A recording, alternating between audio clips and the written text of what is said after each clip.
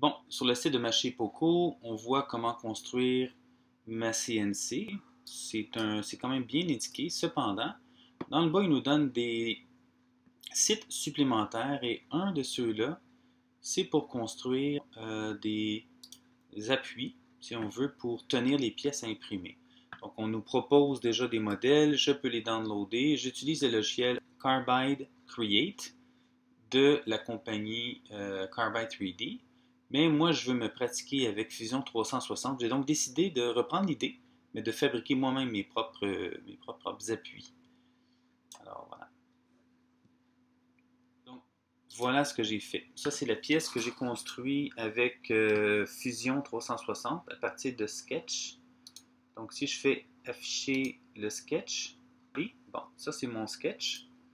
Avec, j'ai fait 5 pouces de long par 1 pouce de large avec une groove au centre. Puis cette pièce-là, pour ça, je l'ai extrudée dans le sens de l'épaisseur avec l'épaisseur de mon plywood que j'allais utiliser. Si je fais afficher la pièce, c'est la pièce que ça me donne à partir de mon sketch. On va faire désactiver le sketch. Puis en arrière ici, je veux un appui aussi supplémentaire. J'ai préparé une autre pièce qui, elle, c'est comme un appui derrière la vis pour si jamais j'ai quelque chose, je veux pincer à un endroit plus spécifique. Et ça, c'est mon sketch pour ça. Si j'affiche les deux sketchs, ça me donne ça. Et après ça, dans le menu Cam de Fusion 360, j'ai les pièces. Donc, je vais désactiver les sketchs, je vais afficher le body principal. Et si je regarde la pièce en question, je vois que j'ai fait deux tracés pour ma CNC. Une pour couper l'intérieur, puis une pour couper l'extérieur. Et puis si j'affiche, si j'active celui-là, je vais voir en animation les deux coupes. Si je fais play là-dessus, ça c'est la première coupe à l'intérieur. Je vais l'accélérer un petit peu. Une fois que c'est fait, il va me laisser même des petites tabs pour pouvoir tenir la pièce dans le fond, pas qu'elle décroche. Et là, il fait la coupe à l'extérieur. On va arrêter ça. Et la prochaine pièce, c'est celle-là ici. Je vais juste désactiver elle. Je vais activer celle-là. Je vais désactiver ce body-là. Je vais afficher l'appui. Même principe pour l'appui. J'ai fait un autre tracé. Celui-là est plus petit, évidemment. Puis, on va aller couper ça. Pour votre information, j'ai déjà préparé et monté mon Quiet Cut, le petit moteur que j'ai reçu. Il est effectivement très silencieux. J'ai déjà tout passé mes fils, tout est clean. Et ici, j'ai mon contrôleur. Le contrôleur pour mon moteur, le power supply de 48 volts. On va l'essayer. Oups, c'est déjà en fonction.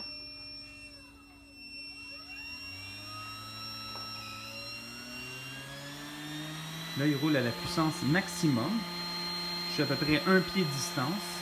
Puis on n'entend pas beaucoup, franchement. C'est vraiment très acceptable pour un local comme ici. On ne veut pas que ce soit trop bruyant. C'est vraiment excellent. C'est mieux que ma Dremel que j'avais. C'est extrêmement bruyant de Dremel. Ça, c'est très très silencieux. Très content de mon achat. C'est ça qu'on va utiliser pour couper les pièces. J'ai déjà triché, comme vous pouvez voir. J'ai déjà coupé une pièce. Je vais voir ce que ça donne. C'est excellent, franchement, là. Incroyable. Ça prend à peu près 5 minutes à couper. C'est vraiment hot. On va essayer ça.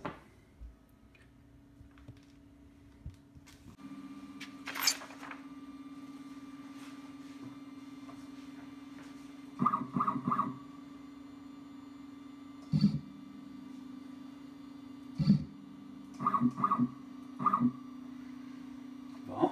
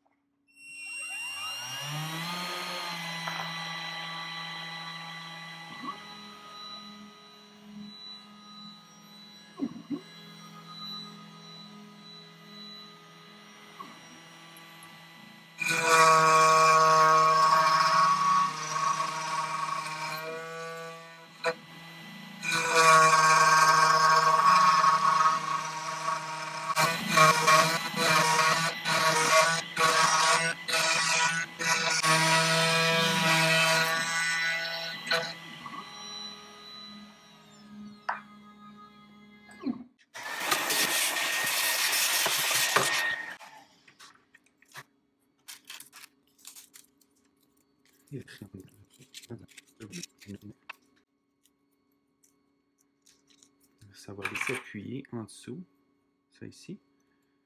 Quand je veux tenir des pièces, comme ça, je vais pouvoir visser à travers. Ça va pincer mon objet que je veux couper. On va me faire quelques blocs comme ça, puis quelques comme ça. C'est cool!